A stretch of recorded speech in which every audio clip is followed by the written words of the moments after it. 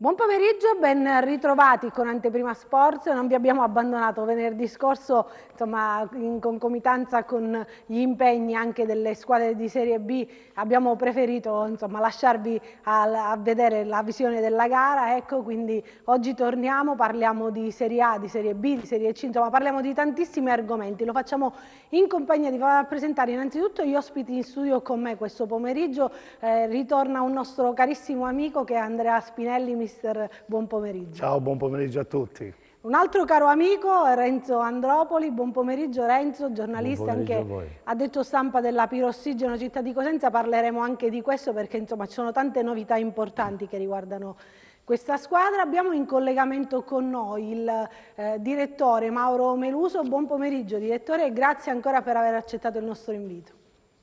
Grazie a voi, buon pomeriggio.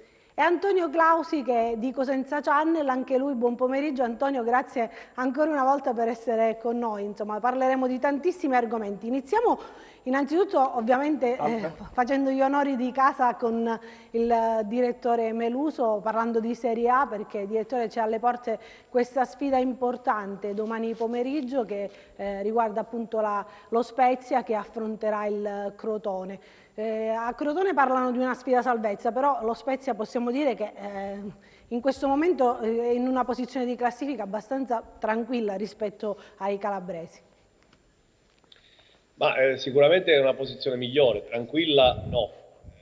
La posizione è sicuramente invidiabile. Avremmo firmato a inizio anno se ci avessero detto che a questo punto del campionato eravamo in questa posizione, con questo margine anche in termini di punti nei riguardi della terzultima, però mancano ancora 9 partite, la strada è ancora molto lunga e tortuosa, il pericolo è dietro l'angolo, lo sappiamo per esperienza, magari nessuno di noi, né io né l'allenatore né la società ha grande esperienza della Serie A, però insomma siamo nel calcio da tanti anni, sappiamo che insomma le difficoltà ci possono essere e quindi affronteremo le prossime 9 partite tutte come se fossero delle finali. C'è questa gara appunto dicevamo con il Crotone, guardando proprio il tabellino dell'andata, è stata una partita vinta dai pitagorici, però insomma una partita un po' particolare, vero? Sì, noi abbiamo avuto sempre delle ottime prestazioni ovunque, Crotone compresa. Magari a Crotone il secondo tempo non l'abbiamo giocato bene e abbiamo perso meritatamente. Forse è stata una delle poche partite in cui posso dire che abbiamo perso meritatamente. Stranamente perché il Crotone insomma, è il fanalino di coda e ovviamente magari fa pensare che abbia voluto vincere una partita in maniera fortunosa. Così non è stato contro noi, come ho notato che molte persone ha perso partite che non meritava di perdere.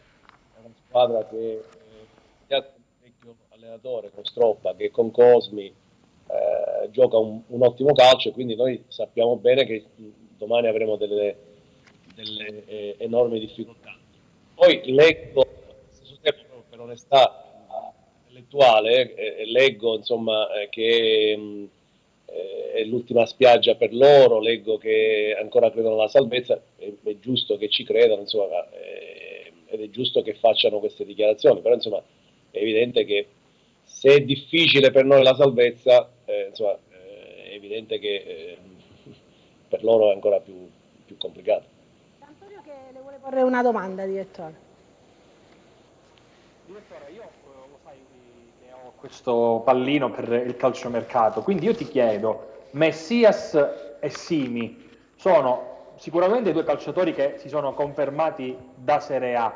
Li prenderesti mai in ottica futura in una tua squadra, sempre parlando di Serie A? Ma lo dicono i numeri, sia Messias che Simi hanno fatto molto bene. In termini numerici Simi meglio ancora di Messias, ma secondo me Messias è un giocatore forse anche più pronto per la Serie A. Ma il Crotone ha un ottimo organico, non dimentichiamoci anche, non so, Molina, Petriccione che io ho avuto a Lecce, lo stesso Unas che hanno preso a gennaio dal Cagliari, ma di proprietà del Napoli. Insomma, il Crotone di Carmine ha un ragazzo giovane, un cileno che si chiama Rocas, che avevamo attenzionato anche noi l'anno scorso come Lecce. Quindi insomma, il Crotone ha un organico di ottimo livello. Poi le annate purtroppo delle volte nascono male e continuano ad andare purtroppo male, come è successo per il Crotone. Ma a livello di organico, ripeto, noi sappiamo che incontriamo una squadra attrezzata e contro la quale dobbiamo mettere il meglio di noi stessi. Direttore, a Crotone hanno cambiato, insomma, dopo Stropp è arrivato Serse Cosmi, tante gare insomma, tiratissime fino alla fine, anche se poi ci sono state delle sconfitte per i calabresi, però insomma, sembra che Serse Cosmi ha dato quella scossa che serviva, almeno in termini di prestazioni forse. Ma io non sono al di dentro delle cose del Crotone, quindi ovviamente parlo insomma, per quello che leggo, per le informazioni che mi arrivano. Il modulo non è stato cambiato. Il cambio d'allenatore da sempre dà una scossa a livello psicologico, a livello proprio di gruppo, e questo penso è quello che sia successo a Crotone. I risultati purtroppo non sono stati, troppo per loro, non sono stati particolarmente brillanti, perché comunque insomma in termini di classifica, da quando è andato via Stroppa e poi è arrivato Cosmi, non è cambiato niente in termini di classifica. Però insomma leggo e ho visto qualche gara del Crotone e appunto ha mostrato un buon impianto di gioco, comunque una predisposizione a giocare palla a terra e cercare di trovare attraverso le individualità il risultato. In parte ci sono riusciti e in parte no, questo lo dice anche chiaramente la classifica. C'è Andrea Spinelli, mister Andrea Spinelli, che è qui in studio con noi, che forse vuole fare una domanda. Sì. Salve direttore, buonasera. Buonasera Andrea. Al di là dei complimenti che comunque si fanno a questo Spezia, perché penso che a livello di gioco se la giochi veramente con le più blasonate della Serie A, e penso che non ci sono problemi, anche se, come dite voi, c'è sempre dietro l'angolo la paura e la consapevolezza di potersi salvare il prima possibile. Però la mia domanda era riferita a qualcos'altro. Mi meraviglio sempre come, una volta che lei forma le squadre, forma sempre le società, perché dietro c'è un grandissimo lavoro suo, del suo staff, dei suoi collaboratori, lascia sempre la positività delle società, vedi Lecce, vedi Spezia e tutto il resto. Quindi al di là di tutto io le devo fare i complimenti, perché è sempre alla ricerca di nuovi calciatori che magari inizialmente non li conosce nessuno, però poi si dimostrano veramente dei campioni. Quindi complimenti veramente di cuore, perché il lavoro si vede alla lunga, come ha sempre fatto dove è sempre stato. Io ti ringrazio, insomma, è sospetta, queste tue affermazioni sono un po' sospette perché ci conosciamo, quindi è evidente che sei condizionato dal fatto che mi conosci, no? Parli bene. Al di là della conoscenza, direttore, io ho avuto il piacere di conoscerla e a Lecce ha fatto un grandissimo lavoro, nonché a Cosenza, ha lasciato la scia poi per il proseguo, così come a Lecce e così come sta dimostrando a Spezia, quindi non sono io assolutissimamente per la nostra conoscenza, ma sono i fatti che dicono tutt'altro. No, io ti ringrazio, però insomma è evidente che ecco, statisticamente c'è un dato che è oggettivo, cioè io sono stato a Cosenza e dopo un po' il Cosenza ha vinto un campionato. Sono stato a Frosinone e ho gettato le basi perché il Frosinone ritornasse in Serie A. Poi sono stato a Lecce e dalla C siamo andati in Serie A e quest'anno insomma, mi auguro che Lecce possa essere di nuovo in Serie A. A Spezia ecco, un comune denominatore rispetto a quello che sono il mio modo di lavorare e la sostenibilità economica, insomma, non ho mai... la nostra amicizia non c'entra nulla, sono i numeri che fate. Certo. No, certo, però insomma, è evidente che quello che cerchiamo di fare insieme a chi lavora con me è cercare mercati nuovi, giocatori magari che si conoscono poco, che possono avere dei costi sostenibili, ma soprattutto in fase appunto, di programmazione cerchiamo appunto di fare un programma, chiamiamolo programma sostenibile anche sotto il profilo economico, perché anche quest'anno qui a Spezia, per esempio, noi abbiamo cercato abbiamo il budget più basso della Serie A e abbiamo cercato di ottimizzare appunto le risorse che ci vengono messe a disposizione, ma questo programmando anche una potenziale retrocessione.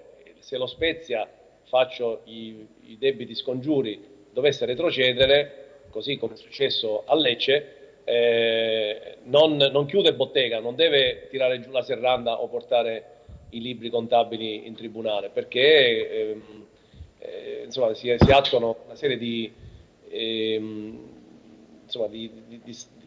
cose di salvaguardia per cui è giusto che magari se si dovesse retrocedere, ecco, se si dovesse retrocedere non si debba chiudere, bisogna sapere anche accettare la sconfitta, questo è un po' nelle nostre corde, questo è quello che noi pensiamo, però è ovvio che butteremo il sangue per salvarci quest'anno, insomma, pagherei con qualsiasi cosa pur di salvarmi, insomma. Renzo Andropoli le vuole porre una domanda.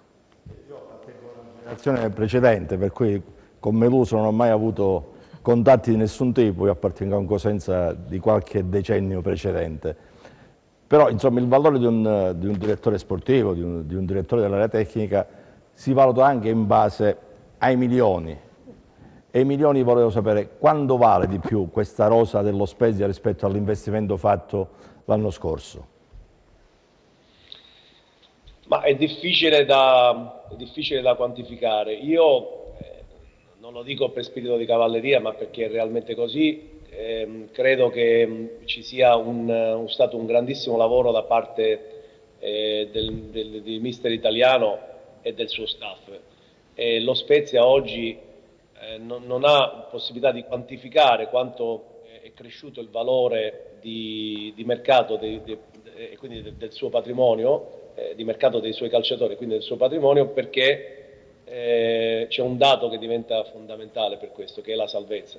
Se lo Spezia si dovesse salvare, secondo me il patrimonio calciatori crescerebbe sensibilmente, perché ovviamente calciatori come Maggiore, come Erlich, come Nzola, come Estevez, come Verde, ce ne sono tanti, come Sena, come Bastoni, come Provede, insomma ce ne sono veramente tanti, sicuramente avrebbero un valore differente rispetto a una scongiuratissima retrocessione.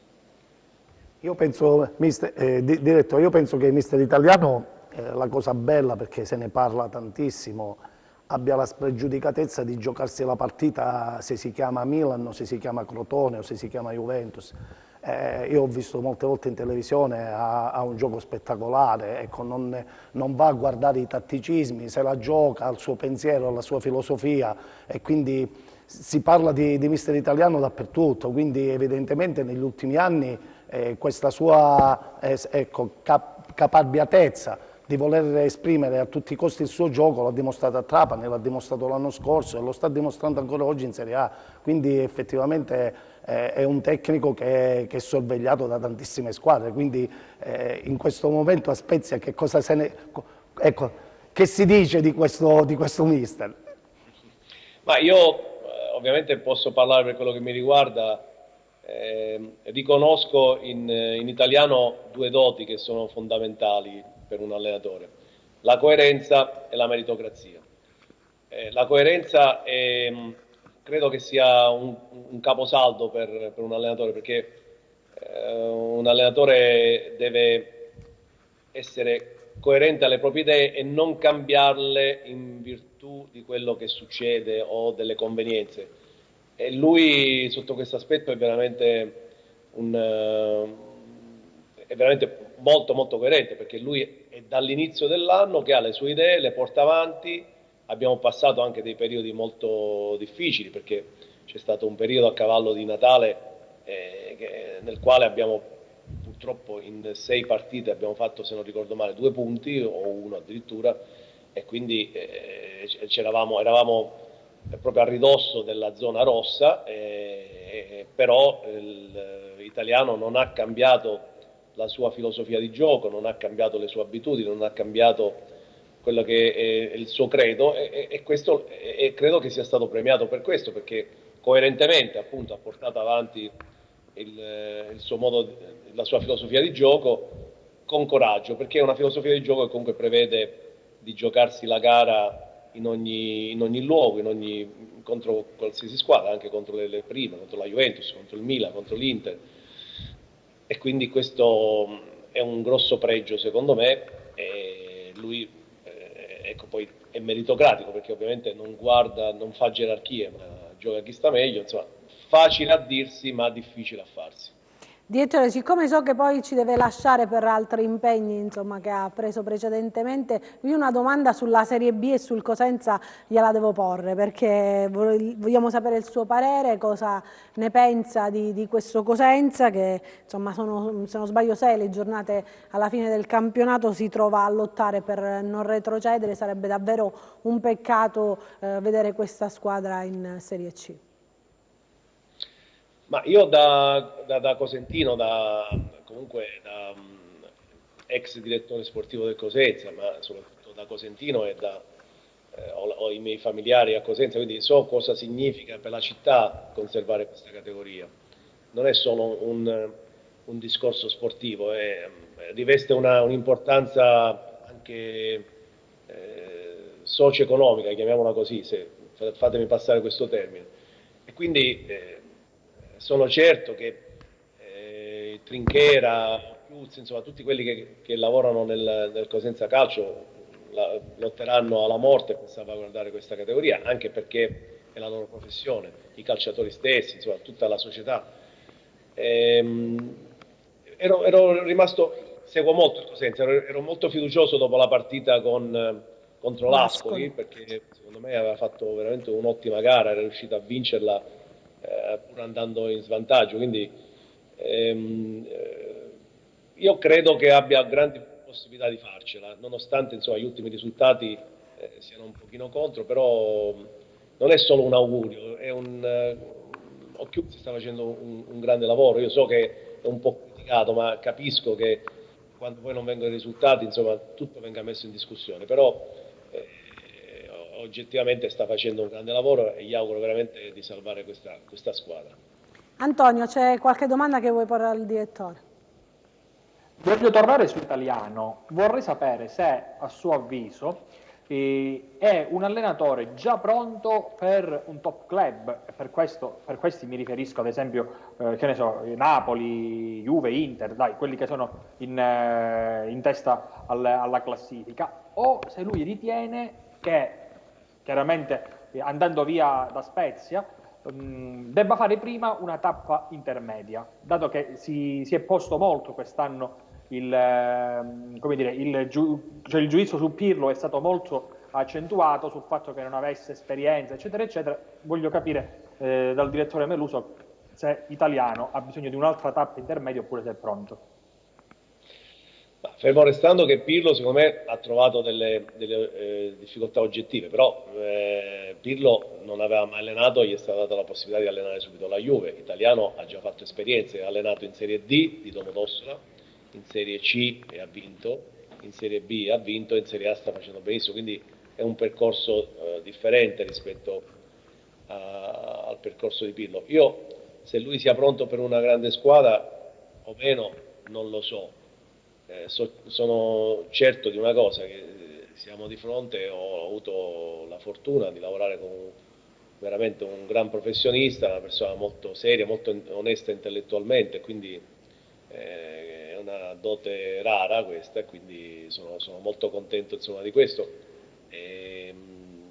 Ora, da parte mia, mi auguro di lavorare ancora con lui qualche anno, insomma, quindi speriamo insomma, che questo possa accadere nei prossimi anni.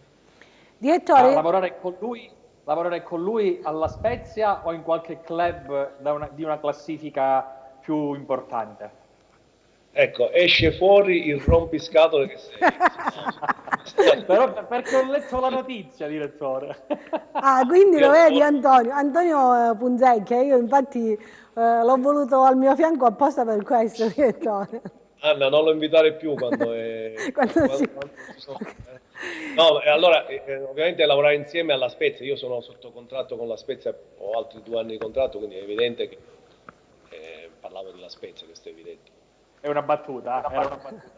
Allora, direttore, io la ringrazio, so che ci deve lasciare, ad Antonio invece chiedo di rimanere con noi perché subito dopo c'è un argomento un po' più caldo, parliamo di Serie B. Grazie direttore, in bocca al lupo per questa sfida, grazie per essere stato anche con noi questo pomeriggio.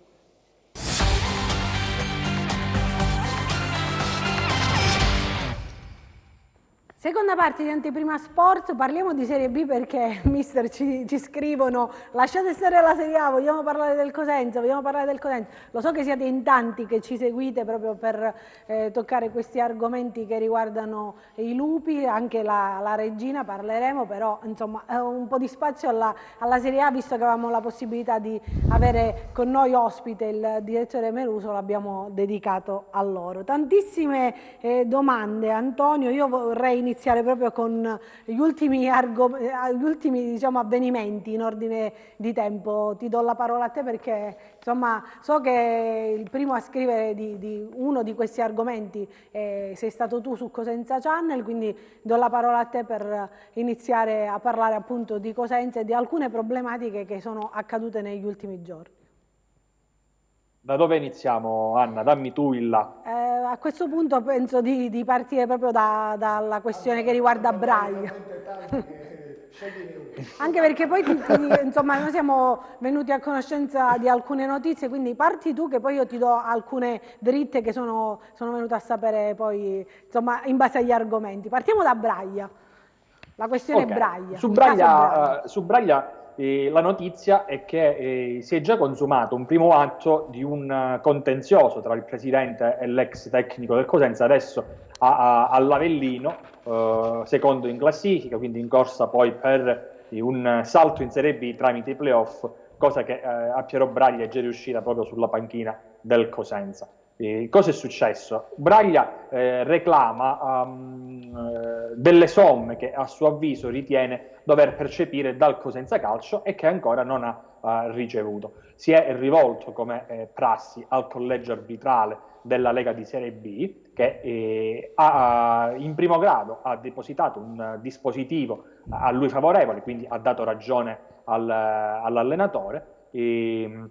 Il dispositivo impugnato dallo staff legale del presidente Guarascio e quindi del Cosenza Calcio, che fa capo, come è già successo per la vicenda del caso Badi Cosenza Salernitana, all'avvocato Cesare Di Cindio. Invece Piero Braglia è difeso da Mattia Grassani, uno dei guru del mondo sportivo per ciò che concerne l'avvocatura. E questa udienza di appello è fissata per maggio dinanzi al giudice del lavoro del Tribunale di Milano. Questo perché? Perché gli appelli di situazioni e controversie del genere vanno discusse in sedi ordinarie dei tribunali dove hanno sede legale, in questo caso i collegi arbitrali. Essendo la Lega di Serie B di competenza della giurisdizione di Milano, così avverrà, e che per questa motivazione che sarà il Tribunale di Milano ad emettere la sentenza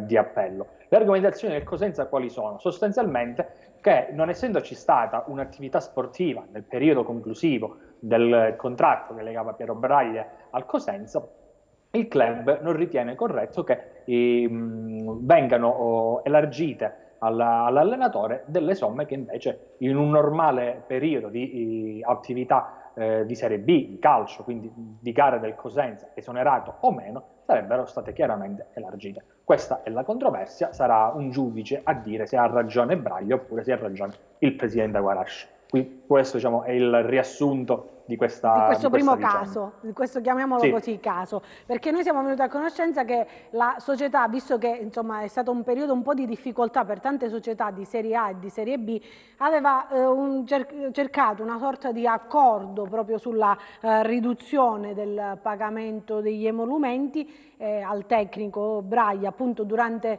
il periodo di fermo del campionato, però così come avvenuto anche con altri tesserati con cui poi c'è stato il prolungamento, visto che poi il campionato è slittato ai mesi successivi, con gli altri tesserati è stato trovato un accordo bonario appunto sulle mensilità. Questo accordo non sarebbe stato trovato fra le parti, cioè tra la società del Cosenza Calcio e quindi anche dell'allenatore Piero Braglia, e quindi poi ci si è rivolti al collegio arbitrale. Questo è insomma, in sintesi quello che siamo venuti a conoscenza. Anna, il problema, da una piccola esperienza mia personale, il problema è antecedente al Covid e mi soffermo.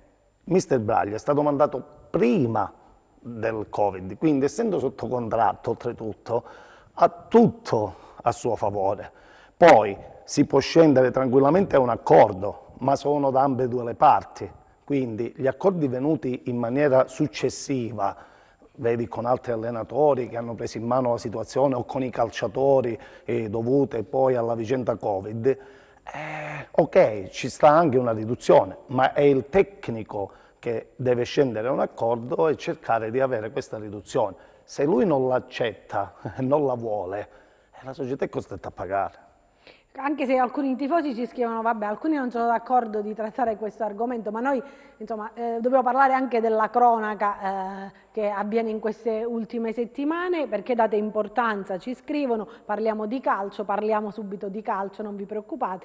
Per tutte le società è stato così, comunque in primo grado hanno dato ragione a Braglia. Insomma, qualcun altro scrive Guarascio dia i soldi a Braglia e insomma, tolga quello che deve togliere. L'altro caso, Antonio, è proprio quello delle ultime 24 ore, possiamo dire così?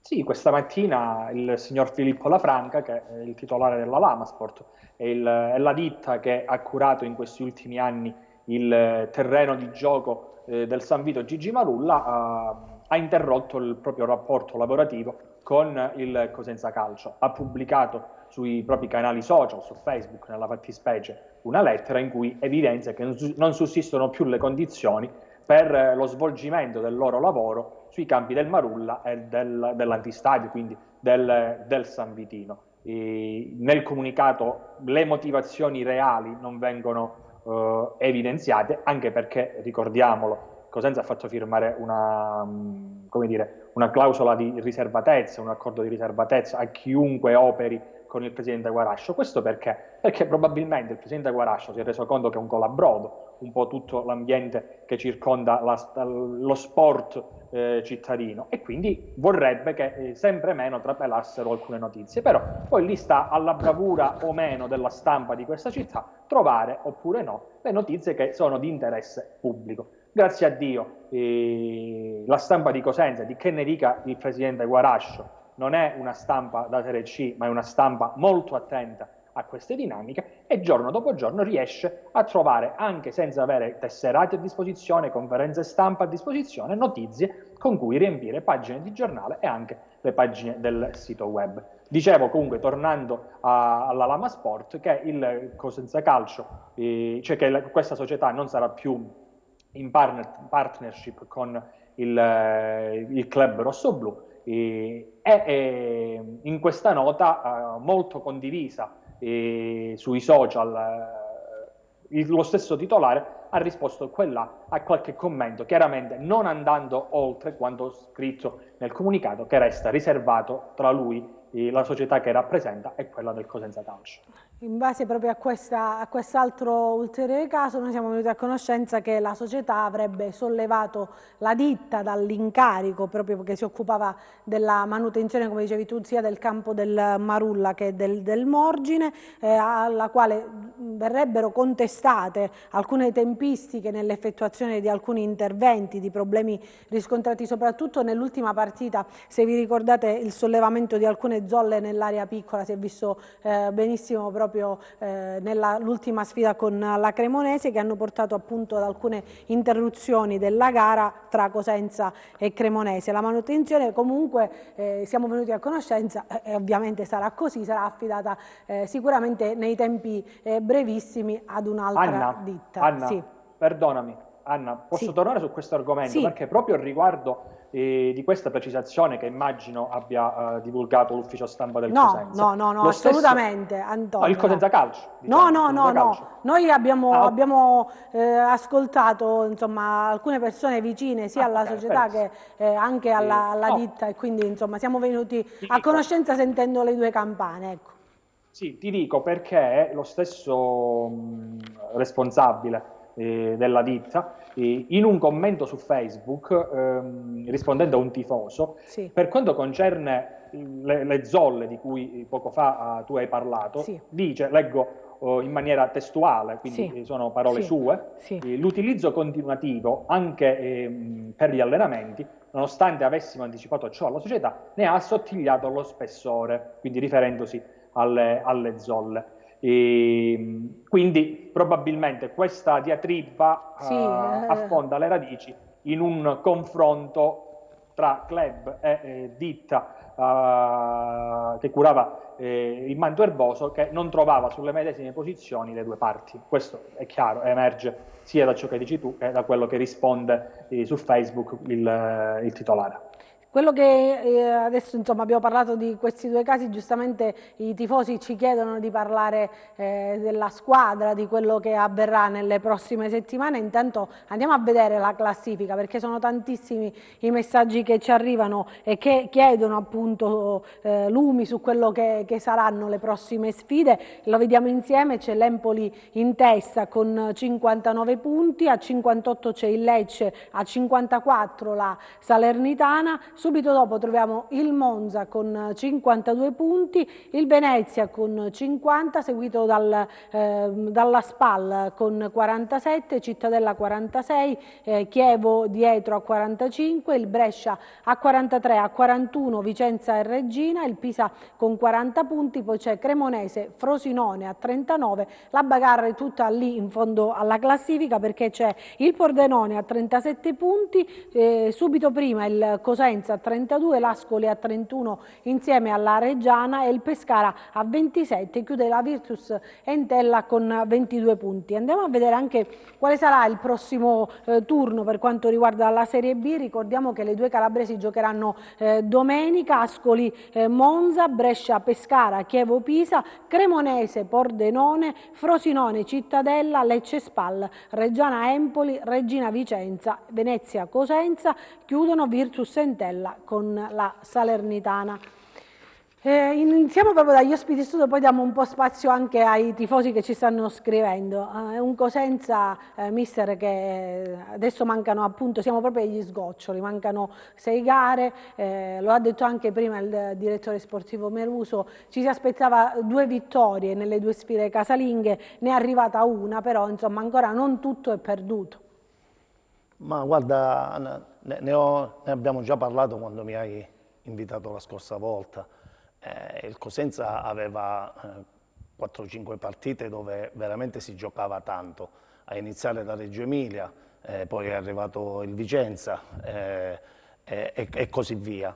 Effettivamente questa squadra in questo momento è in sofferenza, al di là della partita interna con l'Ascoli, che nonostante ciò era andata anche in svantaggio, è stata capace poi di ribaltarla. Ma se questa squadra non fa punti, io penso che sia molto difficile. E oggi si è complicata ancora di più perché ecco, aver perso punti contro la Cremonese, che fra virgolette era un'altra di quelle dirette concorrenti tue, oggi diventa molto più difficile, perché sei a 5 punti dalla zona, fra virgolette, salvezza, e dietro comunque c'è sia l'Ascoli che la Reggiana che soccombono dietro, e tu hai dalla tua partite molto difficili. È pur vero che in B comunque le partite vanno sempre giocate indipendentemente da chi affronti domenicalmente, ma comunque questo Cosenza in questo momento è in grande difficoltà.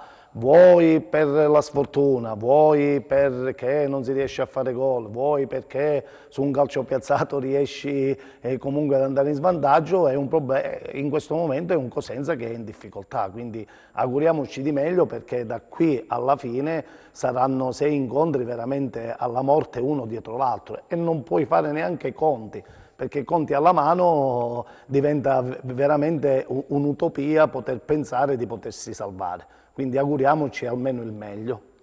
A Renzo che nelle scorse settimane quando è stato nostro ospite, insomma, ritornando un attimino ai casi, alle polemiche che ci sono stati, tu stesso da qui dicevi lasciamoci alle spalle in questo momento le polemiche, poi ne parleremo alla fine del campionato, tireremo le somme come si dice, però in questo momento serve guardare nel proprio orticello, nel senso che bisogna cercare di vincere le più sfide possibili o fare più punti possibili da qui alla fine del campionato perché il Cosenza magari possa trovarsi, che ne so, in quella zona play-out e giocarsi la sfida play-out con un'altra formazione. Beh, dicendo che il Cosenza ha dei problemi scopriamo l'acqua calda, lo dice la classifica, lo dice la storia recente ed è davanti agli occhi di tutti. Però io dico una cosa, la Serie B è un campionato strano, non è mai finito fin quando non è finito veramente. Il Cosenza è in difficoltà, la classifica lo pone in una condizione di difficoltà. Però io apprezzo molto quello che sta succedendo in queste ultime giornate nel mondo della tifoseria, sui social, dove hanno messo da parte il momento delle polemiche per stringersi intorno alla squadra e spingerla in un possibile miracolo ulteriore di una salvezza conquistata, quantomeno di arrivare a giocare i play-out con una posizione di vantaggio. Bene, io spingo verso questa direzione, non è il momento di fare polemica, non è il momento di fare i conti. Le somme si tireranno a fine stagione e poi sfogo a tutte le polemiche, a tutte le ingiurie e le maledizioni a chi ha causato questa situazione. Oggi bisogna spingere per tentare di salvare il Cosenza, per tentare di salvare la categoria, che è possibile. Se partite, il Cosenza parte battuto in tutte le partite, ma può vincerle tutte, perché la Serie B è un campionato strano, dove l'ultima vince con la prima ed è in difficoltà con quella di categoria ancora più bassa. Per cui, insomma, sì, non è facile, ma non è impossibile. Antonio, insomma, questo appello ce l'ha girato anche Gigi Lupo, il nostro collega, su Facebook, lo hanno accolto parecchi tifosi, insomma, parecchi tifosi rossoblù, di guardare adesso al momento difficile che attraversa la squadra, poi parleremo del resto in futuro, però insomma sono tantissimi i messaggi che mi stanno arrivando, io spero di poterli leggere tutti, vogliamo vedere vedere impegno e agonismo in campo, forse in questo momento, visto anche gli infortunati, solo alcuni panchinari possono darlo. Qualcuno ci ha scritto forza Lupi. Sembra un paradosso, ma pur segnando poco subiamo troppi tiri in porta, perché allora non provare a giocare con Tremolada o con E alto a destra, a piede invertito in posizione di punta esterna, pronta ad accentrarsi e schierare Balulì, o lo stesso Conè, mezza punta dinamica che rientra pure a centrocampo? Questo ci chiede un nostro telespettatore, facciamo rispondere tra poco anche a mister Spinelli. Fatichiamo a recuperare palle, siamo sempre in inferiorità numerica a centrocampo. Secondo voi si potrebbe migliorare con Tremolada, Balulì o anche con Osakò, più dedito alla sola fase offensiva, schierato sotto punta in appoggio al solo Iozzi, schierando un centrocampo piuttosto con Corsi, Ba e Sciaudone e Corsa con Bois e Crecco sulle fasce? Sono un attimo in confusione, mister, aiutami tu, perché c'è troppe cose tecniche. Io dico sempre che sulla carta si è sempre facili a dire Tizio, Caio, Sempronio, alla fine il miglior termometro ce l'ha Roberto che li conosce in maniera piena.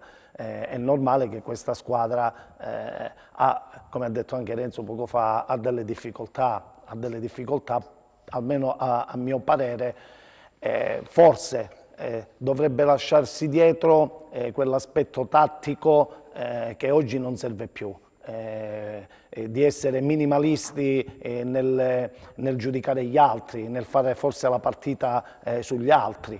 Oggi servono i punti, quindi questo Cosenza oggi penso che dovesse essere sfrontato in tutte le partite che affronta, perché ha bisogno di punti, perché in queste 6 partite diventa determinante i 3 punti perché devi arrivare il più lontano possibile. Quindi al di là di tutti i tatticismi, al di là che gioca Tizio o Caio, io penso che questa squadra debba giocare con il coltello fra i denti.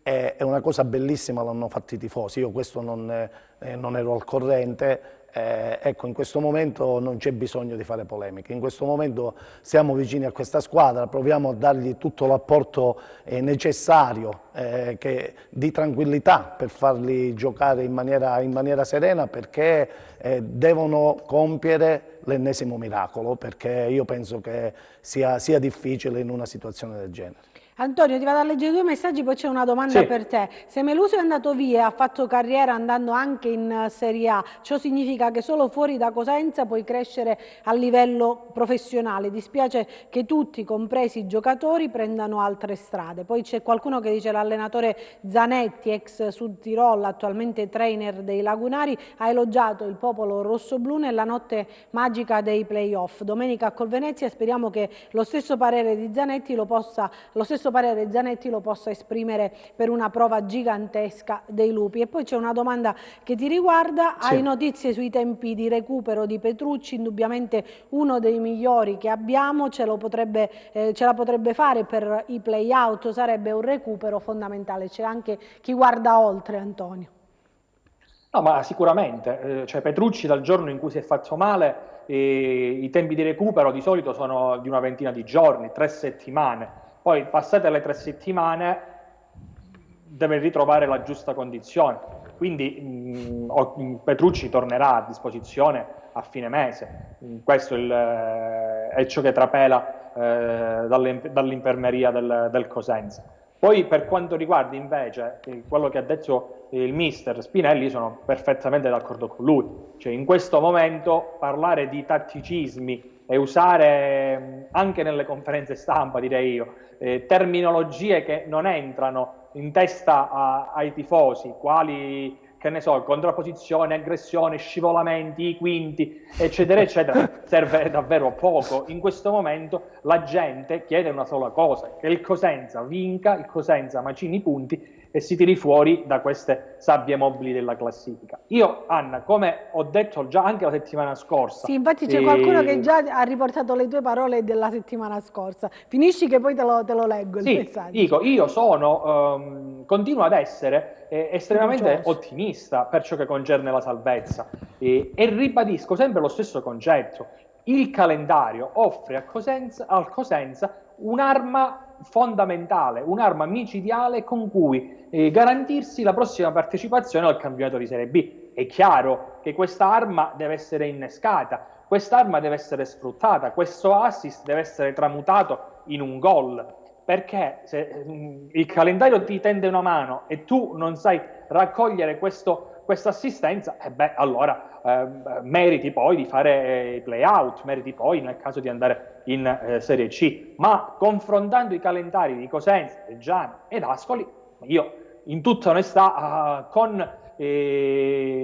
seppur con le recenti prestazioni negative del Cosenza, continuo a credere che il Cosenza abbia tutte le carte in regola per salvarsi. Quindi continuo ad essere ottimista e lo ribadisco, nonostante magari possa essere un pensiero impopolare in questo momento, però io mi sento di esprimerlo e lo faccio.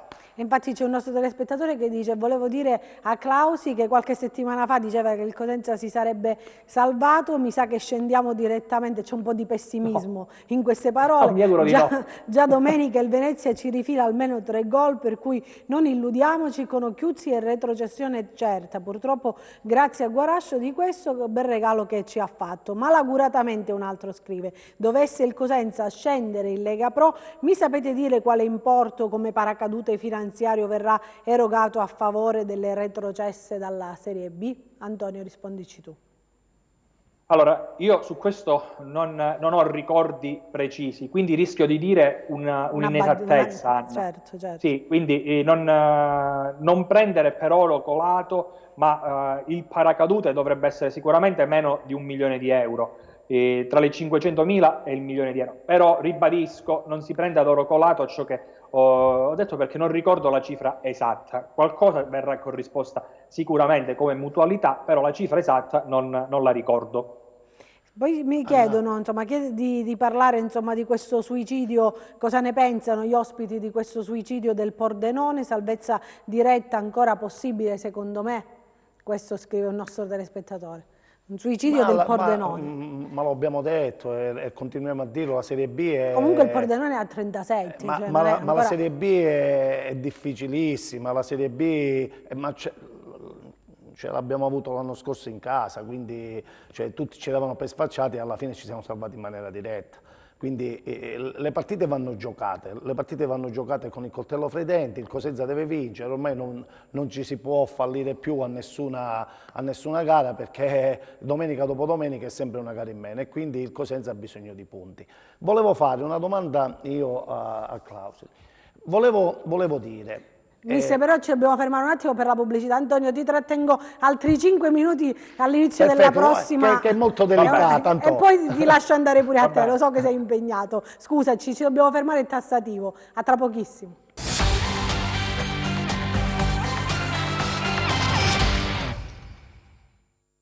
Terza parte di Anteprima Sport, ci eravamo lasciati sulla domanda che il mister più che altro una curiosità che in tanti gli hanno presentato. Sì, perché ecco, al di là delle diatribe che si sanno e si conoscono, la domanda era questa.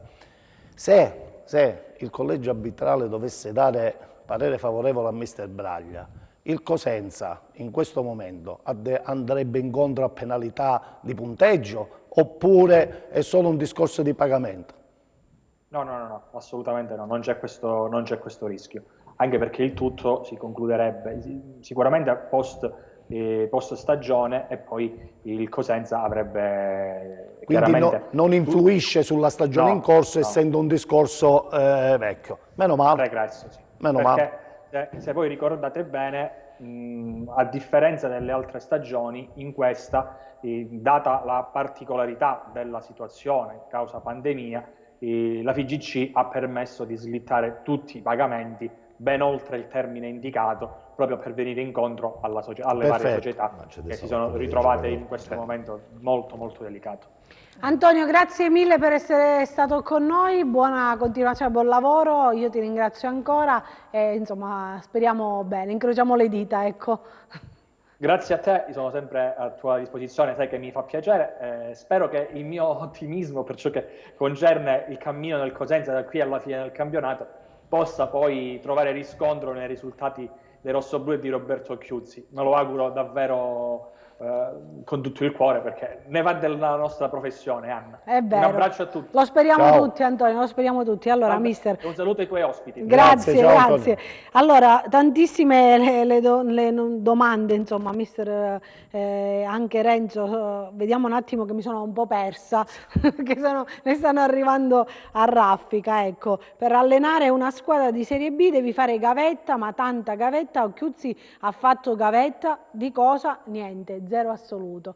In questo momento però insomma c'è anche qualcuno che difende il mister, dice mister Occhiuzzi sa quello che deve fare, tutti questi suggerimenti da parte dei tifosi lasciano il tempo che trovano, come ha detto anche prima il mister. Volevo chiedere al signor Spinelli, è finita con Occhiuzzi, come ti puoi salvare? Come veramente pensano che Occhiuzzi è un allenatore? Non mi fate ridere. Però insomma a volte bisogna dare anche la possibilità, mi sembra che l'anno scorso questa possibilità il principe, così come lo chiamano a Cosenza, abbia fatto non bene di più, cioè, ha rimodulato uno spogliatoio, ha ridato di nuovo visibilità a questo Cosenza Calcio e ripeto in un momento difficilissmo facendo veramente un miracolo. Quest'anno era partito bene, si parlava benissimo di Roberto, ripeto, poi bisogna stare all'interno per capire alcune situazioni, bisogna conoscere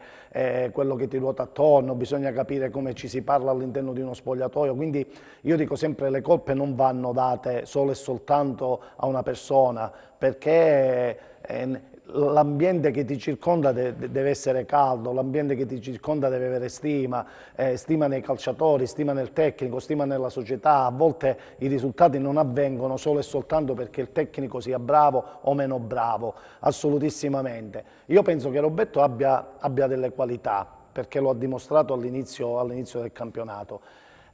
L'unica cosa che mi sento, ripeto, sempre dall'esterno, ma non sono in grado di dare assolutissimamente dei consigli, in questo momento deve lasciare stare un pochino l'aspetto tattico e non guardare alle altre squadre ma guardare a se stesso, perché comunque il Cosenza, al di là di tutto, anche domenica contro la Cremonese mi sembra che ha avuto 4 o 5 palle gol, poi al di là della fortuna, della sfortuna che non siamo riusciti a fare gol o meno, mi sembra che comunque la Cremonese non è che abbia avuto chissà che cosa in più rispetto a questo Cosenza, quindi a volte non è la fortuna che fa al caso nostro, assolutissimamente, perché la fortuna ci si va in cerca, quindi se si deve andare in cerca lasciamo stare un po' di tatticismo, se posso io dire qualcosa a Roberto, e cercare di guardare nelle proprie mura e cercare di capire cosa potrebbe far caso al Cosenza per cercare di prendere più punti possibili. Allora, spero che rimaniamo in Serie B, ma se dovessimo andare in Lega Pro, scrive qualcun altro, volevo sapere se ci sarà la riforma dei campionati e quindi di conseguenza un ripescaggio eventualmente per noi. Non mi pare, Renzo, che insomma ci siano notizie riguardo questo. Poi c'è qualcuno che ovviamente difende ancora il mister, ovviamente ci sono pareri discordanti su questa cosa. Vi do un risultato, c'è un altro che dice, questo non so se lo accettate il consiglio di questo nostro tifoso, un risultato certo, Cremonese Pordenone e un pareggio, giocatevelo, vincerete certamente. Non so se qualcuno ha intenzione di farlo. Vorrei dire una cosa, a cosa serve oggi, a 6 giornate dal termine, parlare l'esperienza di Occhiuzzi, quel giocatore non va bene, tatticamente giochiamo male, siamo già retrocessi, sì. Ma che speranza? Oggi mancano 6 giornate al termine. Vogliamo tentare di restare in Serie B o mandiamo tutto a gambe all'aria? Bisogna stringersi, in questo momento è inutile giullare il manico su cose che non hanno senso. In questo momento l'hashtag deve essere solo uno, io ci credo e vi spingo, basta. Poi a fine stagione Occhiuzzi andrà ad allenare a Cetraro se non è capace, oppure andrà ad allenare al Milan se è bravo, ma sono discorsi che si faranno a fine giugno. Adesso pensiamo a tirar fuori il meglio. Facciamo sentire alla squadra, all'allenatore, che l'ambiente di Cosenza vuole restare in Serie B e le polemiche le mette da parte. Non è il periodo delle polemiche. A me sembrano discorsi, non lo so, cioè, che non hanno senso. Certo, buon pomeriggio, sono d'accordo con Clausi, ci salveremo alla grande, faremo una grande finale, siamo in credito con la fortuna che ci ha sempre girato le spalle. Questo scrive Mario Carelli, che salutiamo. Qualche difetto e fissazione Occhiuzzi la avrà, ma la maggior parte della colpa, come sempre, è la concentrazione, scrive qualcuno, e la tecnica dei calciatori. Con la Cremonese 8 occasioni, Iozzi 3 volte, Trotta, Sciaudone, Corsi, Tiritiello 2 volte e purtroppo 0 gol. Mi dite che colpa ne ha il povero mister? Quindi insomma non hanno tutti i torti. Ma assolutissimamente, ma noi l'abbiamo sempre detto, quando ne abbiamo parlato e abbiamo detto che è stato preso Trotta, sicuramente è un buon giocatore con un'esperienza e un curriculum non indifferente.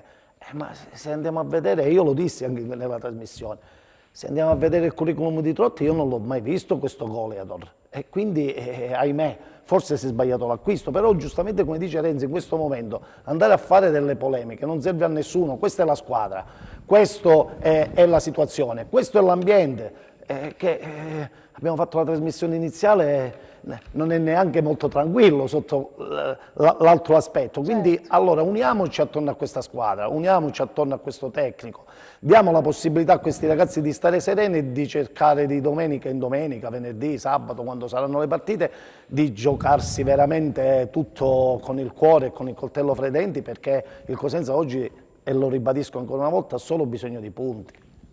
Ci scrivono che la Cremonese con la vittoria con noi si è salvata all'80%, al mister scrivono ci ha salvato solo il Covid e non mister Occhiuzzi, vabbè, insomma, ma non tutte le circostanze vengono, come si suol dire, vengono per nuocere, no? È normale che in quel momento ci ha salvato il Covid, è pur vero che ci ha salvato il Covid, però io dico pure che sono dei casi, Anna, perché il Covid al Milan mi sembra che l'anno scorso gli abbia fatto fare un campionato spettacolare, perché forse c'erano giocatori che soffrivano San Siro pieno di 80.000 persone. Come sono uscite le persone dagli stadi, il Milan nel girone di ritorno ha preso il volo. Allora io dico, non è solo a Cosenza, è dappertutto le difficoltà, quindi nelle difficoltà c'è qualcuno che ne è venuto fuori e Roberto in questo è stato molto bravo a riunire uno spogliatoio e comunque a ricombattare un ambiente e a cercare di salvarsi.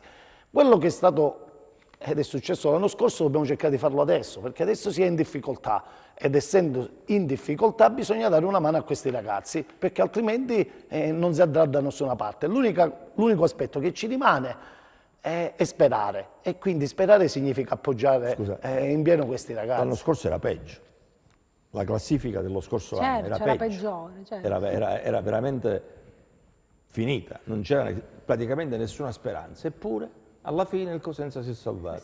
Oggi ancora siamo messi male, ma non siamo morti, non siamo muro a muro con l'ospedale, per citare alcune frasi. Ancora possiamo farci.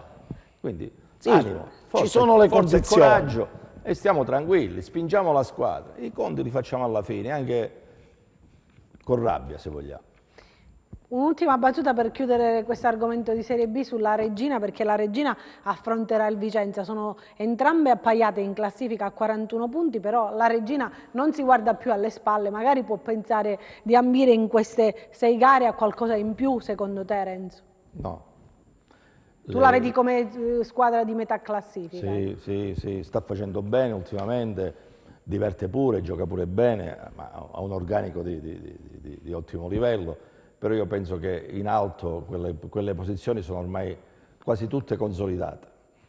Io dopo il Monza non credo che ci siano squadre che possano inserirsi fra le prime 3. E quindi insomma in testa alla classifica tu dici che i giochi sono già fatti? Più o meno sì, secondo me sì. Quindi l'Empoli è la squadra che diciamo... Empoli-Lecce, sì. Lecce, sì.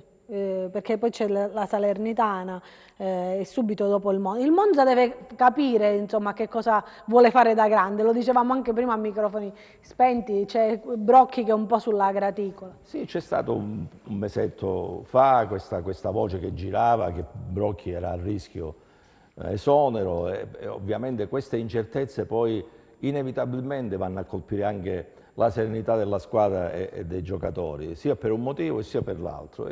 E queste cose poi si pagano, l'ambiente deve essere sereno fino alla fine. O si decide o se non si decide è sempre il miglior allenatore del mondo, quello della mia squadra, fin quando è l'allenatore della mia squadra, è inutile mettere dubbi e perplessità. Mister, cosa ne pensi tu della Regina? No, da questo punto di vista concordo in pieno, perché la Regina è vero che sta giocando bene, è vero che si sta tirando fuori da questa situazione domenica dopo domenica e comunque ha un organico importante, non ci dimentichiamo che questa è una squadra che ambiva a qualcosa di diverso, quindi sotto questo punto di vista sicuramente la tranquillità evidentemente che gli ha dato il tecnico, esperto principalmente anche della Serie B, ecco, li ha fatto stare tutti quanti con i piedi per terra e si sta tirando fuori. Non penso che possa mirare a qualcosa di più, è normale che l'obiettivo in questo momento magari è quello di raggiungere i playoff e cercare di fare qualche cosa di importante, però in questo momento ecco, il primo obiettivo è quello di tirarsi fuori in maniera definitiva da questa zona salvezza. Io vorrei lasciare un attimo parlare anche di Serie C, perché c'è insomma questa notizia che la scorsa settimana nella squadra del Catanzaro, insomma c'erano, sì, parliamo subito anche di questo, Renzo, non ti preoccupare, c'erano questi 10 positivi, quindi vi voglio dare la notizia che la gara con la Juve Stabia è stata rinviata a mercoledì 21 aprile proprio perché si è giocato il bonus, chiamiamolo così, la società giallorossa che ha chiesto di posticipare la partita utilizzando appunto il jolly a disposizione in virtù dei numerosi positivi. Noi facciamo gli auguri ovviamente ai calciatori giallorossi di poter uscire da questa situazione che insomma penalizza un po' tutti i settori in Calabria purtroppo, visto che siamo ancora in zona rossa. Tornando a parlare invece di calcio a 5, così parliamo un po', facciamo contento anche Renzo e i nostri telespettatori che attendono queste notizie importanti. Andiamolo a vedere la classifica come è cambiata, Renzo, perché non quella di Serie C, Enzo, eccola, la vediamo in onda in questo momento perché insomma c'è stato il ritiro di questo Taranto e quindi la Pirossigeno Città di Cosenza è volata, possiamo dire così, seconda in classifica, però ci sono state un po' di polemiche. Raccontaci tu che cosa è accaduto. Polemiche no. Da parte di altre squadre. Sì, ecco, sì, una norma che non è molto condivisa nel mondo del futsal, che prevede che se una squadra si ritira anche alla penultima giornata di campionato, come è successo per il Taranto, vengono annullate tutte le partite, dall'inizio alla fine. È una norma che non è piaciuta a moltissime società di Serie A, che in questo caso, come dire, ha favorito la Pirossigeno che si trova seconda in classifica, mentre prima era terza con il Polissana davanti. Enzo Leonetti Cambia ci mostra poco per la le verità immagini, ecco. Cambia poco perché per la verità il Polissana adesso deve giocare una partita in più rispetto alla Pirossigeno e quindi può ancora riprendersi la seconda posizione. Ma sì, io personalmente dico che non è giusto però modificare così totalmente la classifica per una squadra che si ritira 2 giornate dal termine. Di solito si fa il girone d'andata, ok, perché si giocano tutte le partite, ma quelle che poi non si sono giocate è meglio lasciarle. Quelle giocate vanno bene, quelle non giocate si possono annullare. Noi siamo secondi, andiamo sabato a giocare a Regalbuto, che è la terza in classifica, la quarta in questo momento in classifica del campionato. Abbiamo qualche problemino perché abbiamo uno squalificato, un paio di giocatori che hanno qualche piccolo problemino fisico, però ce l'andiamo a giocare tranquillamente. Il nostro l'abbiamo già fatto, anche oltre, grazie alla bravura e alla tenacia e alla determinazione dei nostri giocatori e grazie alla bravura del nostro tecnico Leo Tuoto, che è veramente uno dei migliori nel mondo nazionale di questo sport. La notizia come è stata accolta dalla società di questo secondo posto in classifica? Ma niente, non con troppo entusiasmo, nessuna festa, voglio dire, sì, in questo momento siamo secondi, ma non modifichiamo quelli che sono i nostri piani tecnici e tattici per quello che ci aspetta nei playoff. Per noi i playoff sono, come dire, un premio alla bravura della nostra squadra, non erano preventivati, non sono mai stati un'ossessione, ci siamo, ce li giochiamo divertendoci e se poi dovesse arrivare qualcosa in più noi siamo, come dire, a braccia aperte e l'aspettiamo, però ce li giochiamo con determinazione. Diciamo come funzionano i playoff, Renzo, perché non tutti magari sanno come funziona questa, ovviamente il miglior piazzamento implica qualcosa di positivo. Ecco. Sì, la squadra meglio piazzata, quindi la seconda, gioca le partite in casa e ha dalla sua 2 risultati su 3, vittoria o pareggio passa. Quindi arrivare secondi è un grande vantaggio, ovviamente, ma poi non finisce qui perché poi la vincitrice del girone, del playoff del nostro girone, deve incontrare quelle degli altri 3 gironi ed è una sola la squadra che può poi vantare titolo per approdare in A1, quindi è una cosa molto complicata e lunga. Ma noi andiamo passo dopo passo, step dopo step, giochiamo questo a Regalbuto, vediamo che succede, se viene una vittoria meglio, se non dovesse venire una vittoria non ci cambia assolutamente il nostro convincimento, la nostra convinzione, la nostra voglia di fare bene e di sapere, la consapevolezza di sapere che siamo una squadra tosta che riesce a giocare veramente bene con tutte le altre squadre. Abbiamo trovato dei ragazzi meravigliosi, dei giocatori eccezionali, alcuni dei quali sono veramente una sorpresa meravigliosa per questa società e per questo sport. Quindi si giocheranno le ultime 2 gare di campionato. Noi ne dobbiamo giocare una sola. Una sola, sì. Poi ci riposiamo. E poi ricominciano subito i playoff. E la prima in ogni caso la giochiamo in casa, perché o da seconda o da terza la prima partita dei playoff la giochiamo in casa. Quindi ci dispiace soltanto, o c'è la possibilità, perché ho visto in alcuni palazzetti anche di basket, non c'è la possibilità di assistere. No, solo mentre... 35 tesserati di una squadra e 35 tesserati dell'altra squadra possono entrare nel palazzetto, nessun altro. Nessun altro. Ci dispiace, che la seguiremo via streaming sicuramente. Certamente, certamente. Mister, ci sono tante altre domande che arrivano, anzi anche alcune affermazioni. La volevo leggere una perché è molto simpatica, di un nostro telespettatore che dice: forse sono l'unico ad aver studiato a Cosenza. Dai messaggi che arrivano, insomma, tutti sembra che abbiano studiato a Coverciano, quindi insomma questa è molto, molto simpatica. Mi rendo conto di essere l'unico, ecco. Quanti pali abbiamo colpito in quest'annata calcistica? Qualcuno li ha contati, ma avete visto la rosa della Cremonese?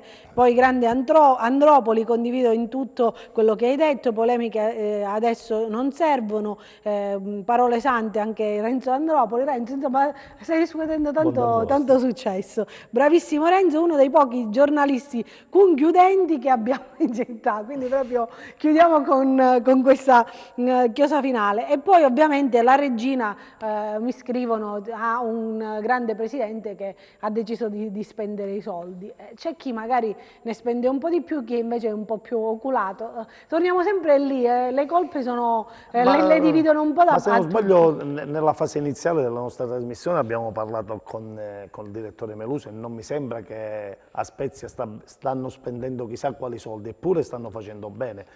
La cosa più importante che ha detto il direttore è la programmazione, che noi abbiamo sempre battuto questo tasto, non cercare di fare qualcosa durante l'anno, perché poi durante l'anno non si può correre ai ripari così come nella fase iniziale, quindi programmare a questi livelli io penso che sia la cosa più importante. Poi mi scrivono: doveva venire Gianni Di Marzio, è una cosa seria, altro che Occhiuzzi, però insomma penso che Gianni Di Marzio ormai non può più rivestire, tu che lo conosci Andrea, abbiamo fatto gli auguri l'altro giorno. Non può più rivestire i panni da allenatore, magari calcio, un altro il calcio, al di là di tutto che il mister cioè, io gli voglio un bene grande. Ma è rimasto nel cuore di tutti a Cosenza. Mi fece esordire a 16 anni in Serie C, quindi che cosa devo dire? Io di questo, per oggi il calcio è cambiato, il calcio è tutt'altra cosa ad un calcio d'allora, anche se purtroppo rimane negli occhi e nella mente quel bellissimo Cosenza, ci mancherebbe altro, fatto di uomini, fatto di persone veramente per bene e ripeto di un'organizzazione perfetta. E questo fa la differenza. Io penso che l'unica cosa oggi è forse questa. Occhio che ancora oggi Gianni Di Marzio è uno dei più furbi, dei più pronti, dei più lucidi che girano nel mondo del calcio. È una cosa meravigliosa. Quindi sarebbe una cosa buona far parte di una società, magari ti sa dare quelle dritte che ti servono in tutti i campi, sia a livello tecnico che evidentemente anche organizzativo. È una risorsa che si potrebbe sfruttare a Cosenza. Gianni Di Marzio potrebbe essere una risorsa, non da allenatore ovviamente, che si potrebbe sfruttare per le sue competenze, per le sue conoscenze, per la sua abilità. È vero. Con queste affermazioni, insomma, io penso di chiudere così la puntata, così abbiamo detto un po' tutto. Cioè, arrivano ancora messaggi, mister, siamo super gettonati. Piacere, Anna, ho una serie di difficoltà, l'ultimo lo voglio leggere, a capire perché il Cosenza non riesce a programmare come il Crotone, però il Crotone, nonostante abbia programmato quest'anno, mi sa che... Però ti posso dire una cosa, il Crotone sta già programmando per un altro anno. Quindi già guarda oltre. Ripeto, il direttore Meluso ha già dato delle indicazioni prima. Programmare, uno può anche retrocedere, ci sta, perché è un gioco, purtroppo si può vincere come si può perdere, bisogna accettare anche la sconfitta. Ma accettare la sconfitta significa anche cercare di guardare oltre e programmare un qualcosa, ecco, che ti dia poi la possibilità di risalire. Il Crotone è sceso, ma mi sembra che è risalito. Il Crotone oggi ha una squadra forse la più forte che ha avuto nella sua storia di Serie A. Perfetto, a livello proprio a livello di organico sono pienamente d'accordo con te, eppure sta avendo delle difficoltà, quindi guardano oltre, se non sbaglio stanno già contattando l'allenatore per un altro anno, non faccio nome perché... No. Tu già sai, sei in ma so alcune cose, quindi stanno già vedendo su un giovane molto interessante che negli ultimi anni sta facendo bene, quindi come vedi già hanno un occhio lungo, eppure stanno retrocedendo, quindi al di là di tutto ecco la programmazione. Cominciare a pensare già. Cominciare a pensare perché può succedere, allora noi ci auguriamo tutti quanti che il nostro Cosenza si salvi perché è un patrimonio veramente per la città e per l'intera tutti, regione, e per tutti, quindi sotto questo aspetto non ci sono dubbi, ma ahimè se si dovesse retrocedere bisogna guardare un attimo al futuro e guardare con positività e cercare di organizzarsi e di non commettere sempre gli stessi errori che poi diventano, ecco, alla lunga non sempre si può purtroppo sperare nel miracolo. E con queste parole chiudiamo, qui insomma abbiamo trattato tanti argomenti, siamo devastati, ecco. No vabbè, siamo sempre qui, vi aspettiamo anche venerdì prossimo. Io ringrazio mister Andrea Spinelli per essere stato con noi, grazie anche a Renzo Andropoli e in bocca al lupo ovviamente per la prestigiosa città di Cosenza. Torneremo con loro sicuramente a incontrarci nelle prossime settimane. Vi lascio alla rubrica che ci fa divertire di Luigi Rogano e di Luca Lepiane, grazie ad Enzo Leonetti in regia, a Luca Chito e a Francesco Camposani in messa in onda e vi do appuntamento a venerdì prossimo. Arrivederci. Lui come al solito vengo da te per chiedere aiuto. Dimmi tu. Aiutami. Se 1000 kg di tonno su una tonnellata, 1000 kg di marmo, chi sono? Una marmellata. Ah, oh mio, tenera miseria, grazie lui, grazie.